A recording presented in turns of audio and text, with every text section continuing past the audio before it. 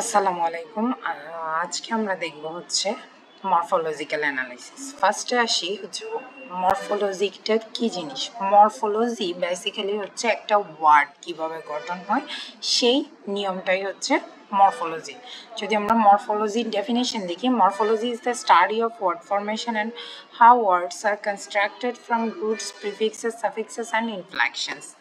তাহলে এখন যদি বলি হোয়াট ইজ মরফোলজিক্যাল অ্যানালাইসিস, যখন আমরা মরফোলজি বা একটা ওয়ার্ডকে ওই কী করি ভেঙে ভেঙে বিভিন্ন ছোট ছোট মরফিমসে ডিভাইড করি এবং ওই মরফিমগুলোর রুলসগুলো আন্ডারস্ট্যান্ড করি, ওটাই হচ্ছে বেসিক্যালি মরফোলজিক্যাল অ্যানালাইসিস।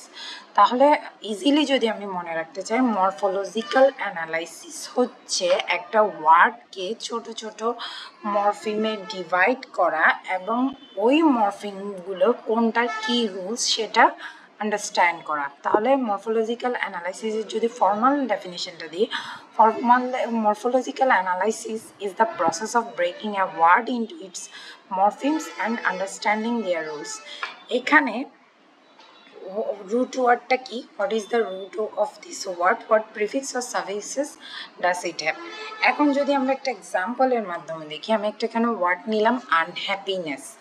এই পুরো ওয়ার্ডটা কি দিয়ে গঠিত হয়েছে?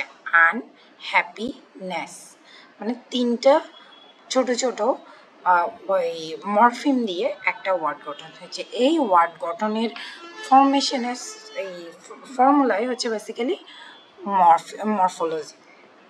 এখন যখন আমরা মরফোলজিক্যাল অ্যানালাইসিস করব, মানে এই ওয়ার্ডটাকে আমরা যখন এই মরফোলজিক্যাল অ্যানালাইসিস হিসেবে কি করব, ভাঙবো। ফার্স্টে ছোট ছোট মরফিম হিসেবে ভাঙবো।